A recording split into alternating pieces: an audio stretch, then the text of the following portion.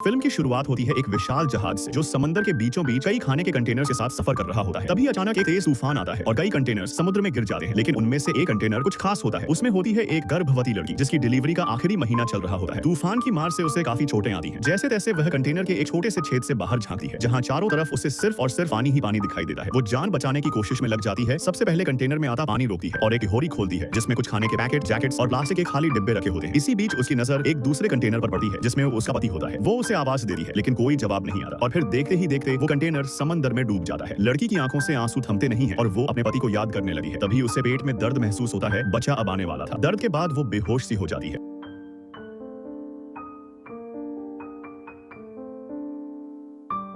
और जब उसकी आंख खुलती है तब हमें पता चलता है कि ये सब एक भयानक सपना था, लेकिन असली संघर्ष अभी बाकी था। अब वो एक पाइप से कंटेनर का पानी बाहर निकालने लगती है, टेप्स दोबारा लगाती है और घर कॉल करने की कोशिश करती है, लेकिन नेटवर्क नहीं मिलता। कुछ देर बाद नेटवर्क आता है, लेकिन बात शुरू होने से पहले ही फिर से नेटवर्क चला जाता है। उसी समय उसे महसूस होता है कि तूफान अब भी गया नहीं और फिर हमें पहली बार उसकी बेटी दिखाई देती है। जी हाँ, उसने उसी कंटेनर में एक बच्ची को जन्म दिया था। अब कंटेनर में 2 लोग थे और खाने की कमी हो चली थी। वो एक ड्रिलर और एक लोहे की ब्लेड से कंटेनर का ऊपरी हिस्सा काटने की कोशिश करती है ताकि बाहर निकल सके, लेकिन ब्लेड टूट जाता है। बारिश शुरू हो जाती है। वो प्लास्टिक के डिब्बे नीचे रखकर बारिश का पानी करती है। कड़ी मेहनत के बाद आखिरकार वो कंटेनर का ऊपरी हिस्सा काट देती है। जैसे ही वो बाहर आती है उसे आसमान में एक जहाज उड़ता नजर आता है। वो तेजी से कंटेनर से एक कांच का टुकड़ा निकालती है और जैसे ही ऊपर जाती है तभी